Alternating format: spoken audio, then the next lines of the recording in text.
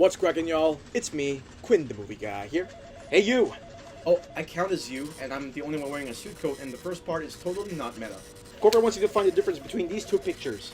Other variants, I mean colleagues of ours, have told us at least there are at least 69. Oh, really? Let me see.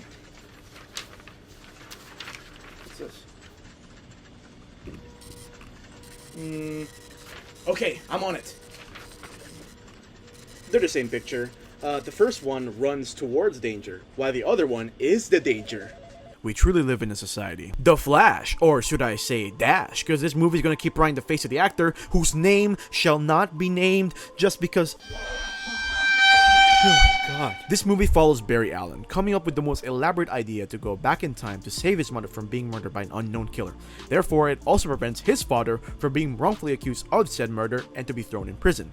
But this isn't a superhero movie without its stakes, and boy do I love stakes. I shun the well done enjoyers. Medium rare is the way to go, baby. Once the trailer started rolling out, I just knew that the public would go absolutely apeshit over the fact that, are they really releasing this despite all the controversies? But once the trailers show one singular frame of Michael Keaton's bat ears and Danny Elfman's iconic score, I'm not really supporting this, but you just show me something to be nostalgic about, so fine, I'll give you all a pass. Listen, I have nothing against the people behind this movie. Well, apart from some people. So how was The Flash? Did it live up to the hype? Did this movie blow it out of the water harder than Aquaman putting a fist through Amber Heard's sorry ass?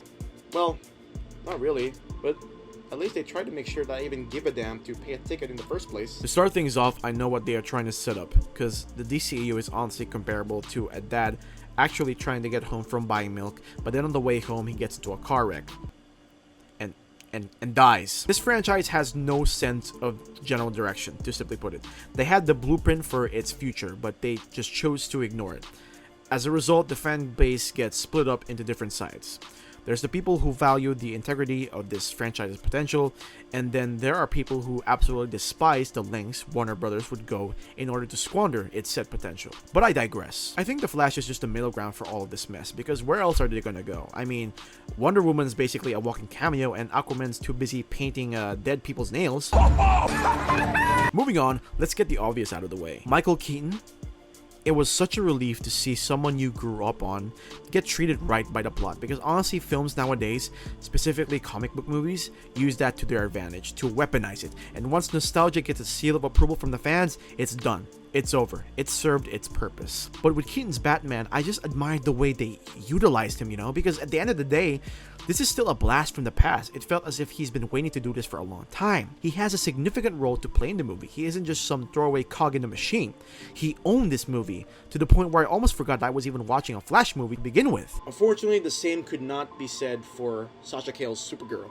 And I think that that's a personal insult to me as a fan, because I'm pretty sure that a lot of people must have seen her reaction to getting the role, and they tried to play it loose in terms of her limited usage in the movie's plot, but by the time the movie's over and done with, I just couldn't get over the fact that my girl just got completely sidetracked. And that's another thing.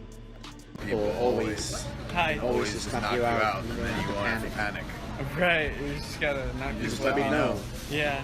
No? Yes? That's not to say that the movie story didn't necessarily work with me.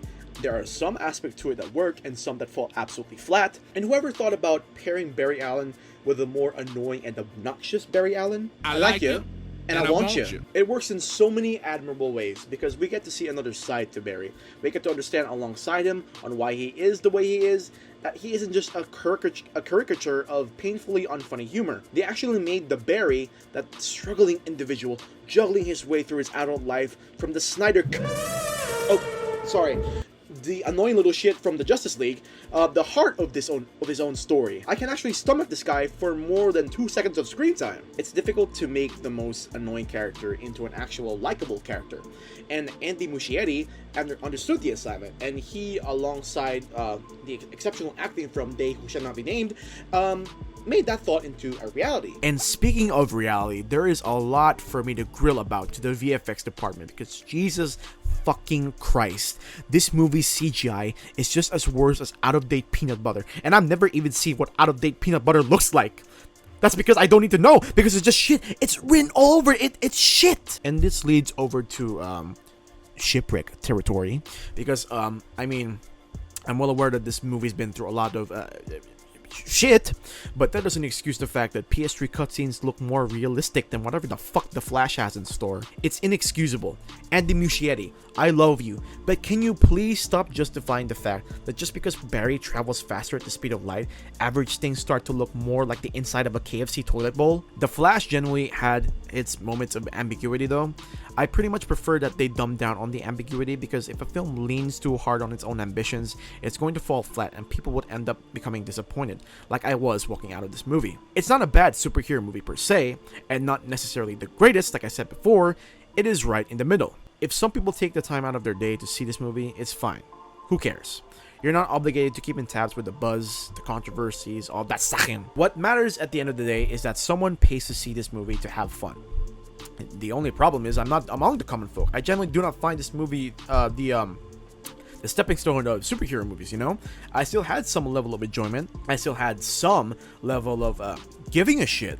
But hey, we shouldn't be expecting a Shawshank Redemption or a fucking Pulp Fiction with these type of movies. You and I only paid to see superheroes beat each other's asses on subpar VFX. Overall, I think The Flash did what it could to somewhat justify the horrendous predicament of the DCEU, and it resulted into what some may call a mixed bag. But, you know, I had a decent amount of enjoyment with admirable performances from They Who Shall Not Be Named, Michael Keaton, and Sasha Cale.